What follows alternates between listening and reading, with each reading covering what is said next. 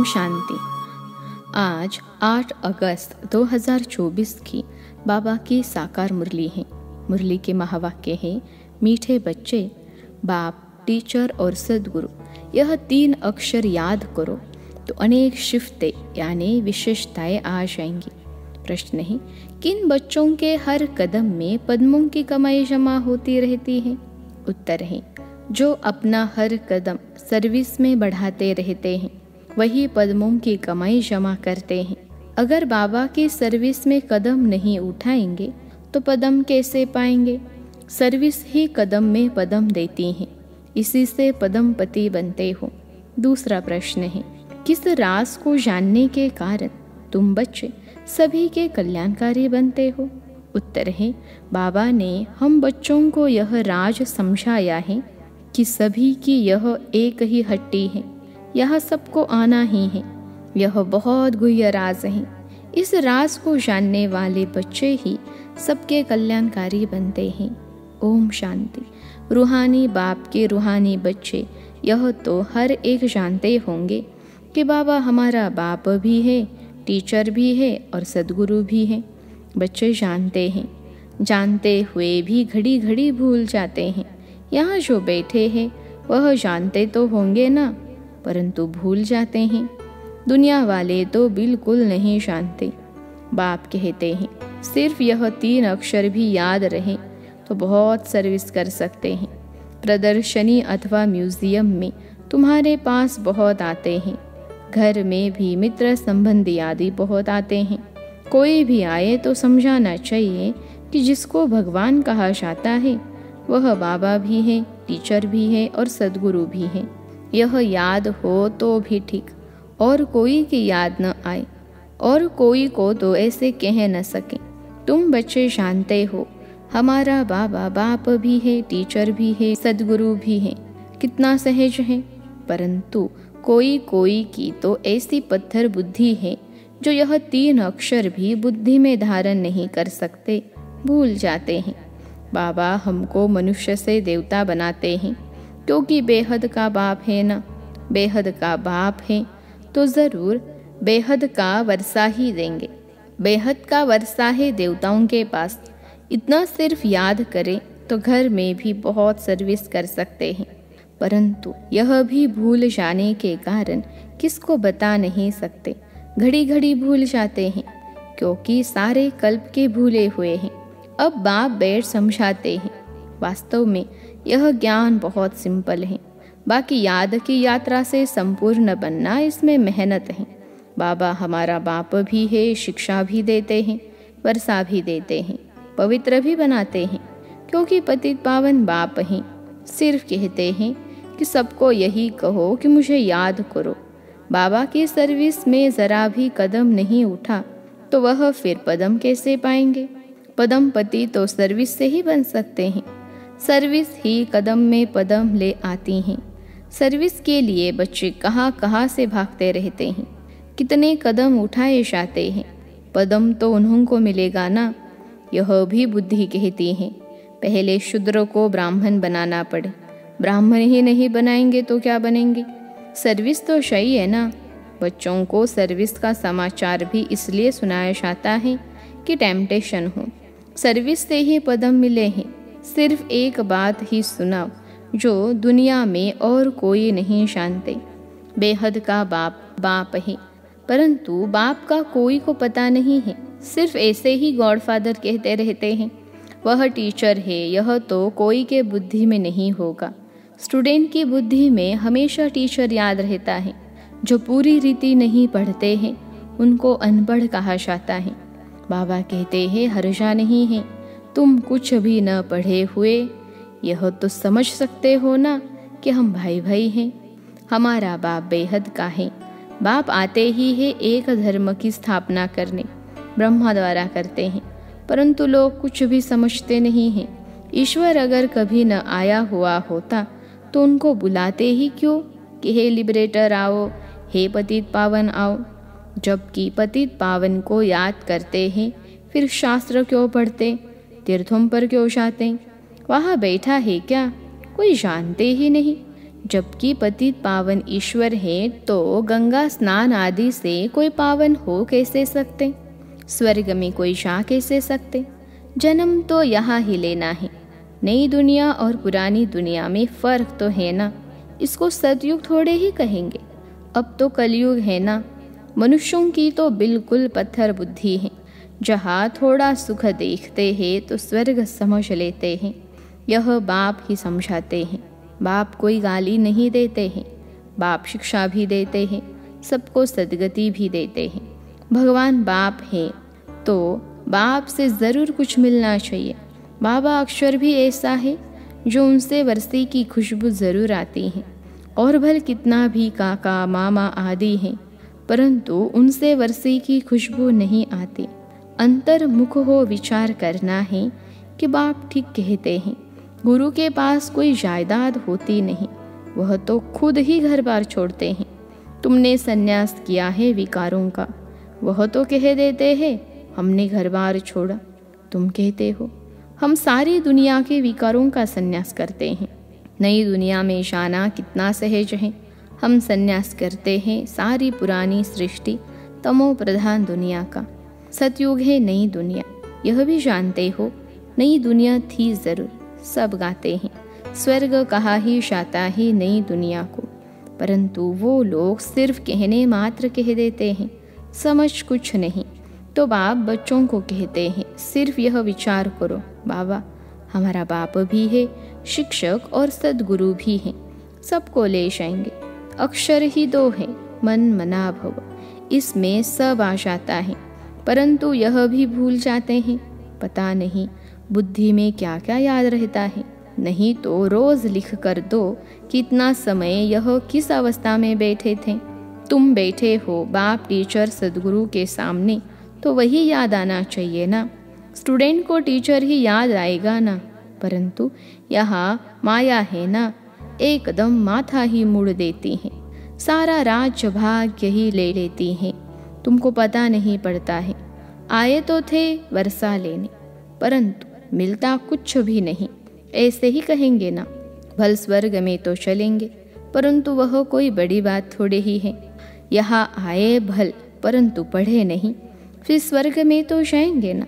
यहाँ तो बैठे हैं ना, समझते हैं स्वर्ग में जाना है, फिर क्या भी बने। वह तो पढ़ाई नहीं हुई ना, थोड़ा भी सुना तो उसका फल मिल जाता है। पढ़ाई से तो बड़ी स्कॉलरशिप मिलती है। बाप से ऊंचते ऊंच पद पाना है तो पुरुषार्थ करना पड़े। पढ़ाई याद होगी तो 84 का चक्र भी याद आ जाएगा। यहाँ बैठने से सब याद आना चाहिए, परंतु यह भी याद आता नहीं है। अगर याद आए तो किसको सुनाए भी। चित्र तो सबके पास है।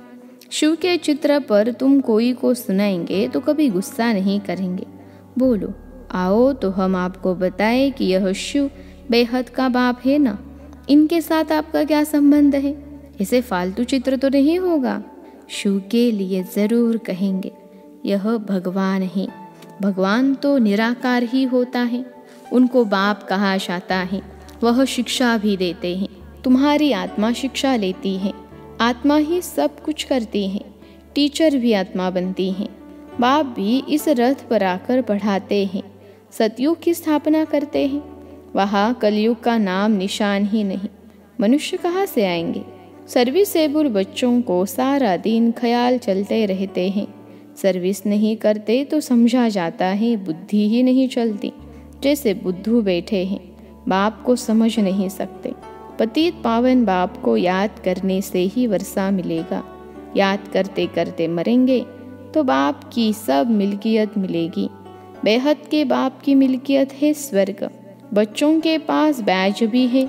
घर में मित्र संबंधी आदि तो बहुत आते हैं। कोई मरता है तो भी बहुत आते हैं। उनकी भी तो तुम बहुत अच्छी सर्विस कर सकते हो। शिव बाबा का चित्र तो बहुत अच्छा है, भल बड़ा ही रख दो, इसमें कोई कुछ कहेंगे नहीं। ऐसे नहीं कहेंगे कि यह ब्रह्मा है, यह है गुप्त। तुम गुप्त भी समझा सकते हो। सिर्फ शिव का चित्र रखो और सब चित्र उठा दो। यह शिव बाबा बाप टीचर सद्गुरु हैं। यह आते हैं नई दुनिया की स्थापना करने और संगम पर ही आते हैं।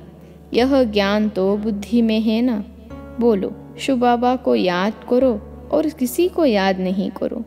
शिव बाबा पतित पावन हैं। वह कहते हैं, मुझे याद करो तो तुम मेरे साथ आकर मिलेंगे। तुम गुप्त सर्विस कर सकते हो। यह लक्ष्मी नारायण इस कॉलेज से ही बनते हैं। कहेंगे, शिव बाबा निराकार हैं, वह कैसे आते हैं? अरे तुम्हारी आत्मा भी तो निराकार है, वह कैसे आती है? वह भी ऊपर से आती है ना, पार बचाने। यह भी बाप आकर समझाते हैं। बैल पर तो आ न सकें, बोलेगा कैसे? साधारण बूढ़े तन में आते हैं। समझाने की भी बड़ी युक्ति चाहिए। कोई कहते, तुम भक्ति नहीं करते हो? बोलो, हम तो सब कुछ करते हैं, युक्ति से चलना होता है। किसको उठाने के लिए सोचना चाहिए, क्या युक्ति रचे। कोई को नाराज भी नहीं करना है। गृहस्थ व्यवहार में रहते सिर्फ पवित्र रहना है।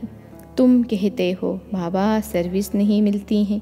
अरे सर्विस तो बहुत कर सकते हो। गंगा जी पर जाकर बैठ जाओ। बोलो, यह पानी में स्नान करने से क्या होगा? क्या पावन बन जाएंगे? तुम तो भगवान को कहते हो, हे पतित पावन आओ, आकर पावन बनो। फिर वह पतित पावन है या यह? ऐसी नदियाँ तो ढेर हैं। बाप पतित पावन तो एक ही है। यह पानी के नदियाँ तो सदैव है ही। बाप को ही तो पावन बनाने के लिए आना पड़ता है। आते भी है पुरुषोत्तम संगम युग पर, आकर पावन बनाते हैं। वहाँ कोई पतित होता नहीं। नाम ही है स्वर्ग, नई दुनिया। अभी तो है पुरानी दुनिया। इस संगम युग का तुमको ही पता है और कोई समझ न सके। बाप तो अनेक प्रकार की सर्विस की युक्तियाँ समझाते हैं। बुद्धू भी न बनो, कहते हैं। अमरनाथ पर भी कबूतर होते हैं, पिजन पैगाम पहुंचाते हैं। ऐसे नहीं, परमात्मा का पैगाम ऊपर से कबूतर लाएंगे। यह भी सिखलाते हैं। उनके पाँव में लिखकर बांधेंगे तो ले जाएगा। उनको सहज रीति दाना मिलता है तो और कहाँ भटकने की दरकार नहीं। तुमको भी यह दाना मिलता है। तुम्हारी बुद्धि में ही विश्व की बादशाही जो यहाँ से मिलती है। वह फिर समझते हैं, दाना यहाँ मिलता है तो फिर हिर जाते हैं। तुम तो चैतन्य हो, तुमको अविनाशी ज्ञान रत्नों का दाना मिलता है। शास्त्रों में भी है, चिड़ियों ने सागर को सुखाया। बहुत कथाएं लिख दी हैं। मनुष्य कहेंगे सत, फिर कहते हैं सागर से देवता निकले, रत्नों की थालियां भरकर ले आए। कहेंगे सत, अब समुद्र से देवता कैसे निकलेंगे? समुद्र में मनुष्य व देवता रहते हैं क्या? कुछ भी समझते नहीं। जन्म जन्मांतर झूठ ही पढ़ते सुनते रहते हैं, इसलिए कहते हैं झूठी माया। सच्चे और झूठे संसार में कितना रात दिन का फर्क है। झूठ बोलते बोलते इंसॉल्वेंट बन पड़े हैं। तुम कितना युक्ति से समझाते हो, फिर भी कोटों में कोई के बुद्धि में बैठता है। यह है बहुत सहज ज्ञान और सहज योग। बाप, टीचर, सद्गुरु को याद करने से उनकी शिफ्तें भी बुद्धि में आ जाएंगी। अपनी जांच करनी चाहिए। हम सब बाबा को याद करते हैं, वह और तरफ बुद्धि जाती है। तुम्हारी बुद्धि को अभी समझ मिलती है। कितनी मीठी मीठी बातें बाप समझाते हैं, युक्तियाँ बताते हैं। तुम कोई को बैठकर समझाएंगे, फिर तुम्हारे दुश्मन भी नहीं बनेंगे। शिव बाबा ही तुम्हारा बाप, टीचर, सद्गुरु हैं। उनको याद करो। समझाने की युक्ति रचनी चाहिए। ब्रह्मा के चित्र पर बहुत पीछे पड़ते हैं। शिव का चित्र देख कभी उड़ाएंगे नहीं। अरे यह तो आत्माओं का बाप है ना, तो बाप को याद करो। इनसे बहुतों का फायदा हो सकता है। इनको याद करने से तुम पतित से पावन बन जाएंगे। वह सबका बाप है। एक बाप के सिवाय कोई की याद नहीं आनी चाहिए। और संग तोड़ एक संग जोड़ना है। यह है किसके कल्याण करने की युक्तियाँ। बाप को याद ही नहीं कर सकेंगे तो पावन कैसे बनेंगे। घर में भी तुम बहुत सर्विस कर सकते हो। बहुत मित्र संबंधी आदि तुमको मिलेंगे। भिन्न भिन्न युक्तियाँ रचो, बहुतों का कल्याण कर सकते हो। हट्टी तो एक ही है, और कोई हट्टी है नहीं तो जाएंगे कहाँ। अच्छा, मीठे मीठे सिखलते बच्चों प्रति माता पिता बाप दादा का याद, प्यार और गुड मॉर्निंग।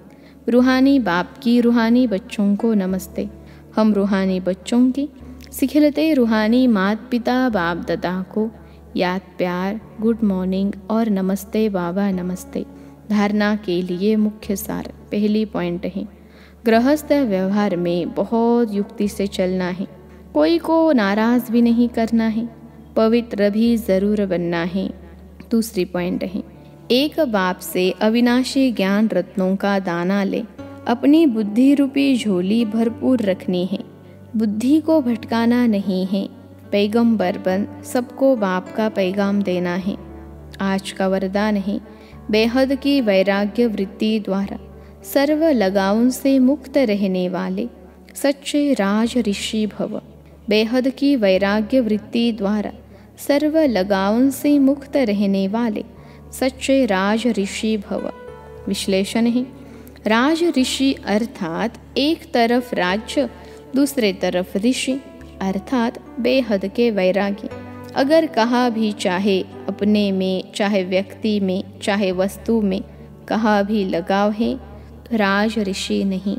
जिसका संकल्प मात्र भी थोड़ा लगाव है उसके दो नाव में पाव हुए, फिर न यहाँ के रहेंगे न वहाँ के।